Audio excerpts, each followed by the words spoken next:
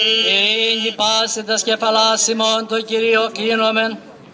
Κλείνον Κύριε Τούσου και επάκουσαν ημών, ο εν Ιορδάνη βαπτιστήνε καταδεξάμενος και αγιάσας τα είδετα και ευλόγησον πάντες ημάς, τους δια της κλήσεως του εαυτόν αφιένος, σημέντος το της δουλείας πρόσχημα και καταξίως μας εμπληστήνε το αγένο σου, δια της του είδους του μεταλήψεως του κερδισμού και γενέσουμε Κύριε εις υγείαν ψυχής και τον σιγαρογιασμός των ψυχών και των σωμάτων ημών και στη τη δόξα αναπέωμεν το Πατρί και το Υιό και το Αγίο Πνεύματι και αεί και εις τους αιώνας των αιώνων.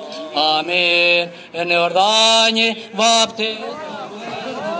Κύριε, η της Τριάδος επανερώθη προσκύνησης, του γαργενήτωρος η φωνή προς εμαρτύρηση, αγαπητών σε Υιόν ονομάζουσα και το πνεύμα εν είδη περιστεράς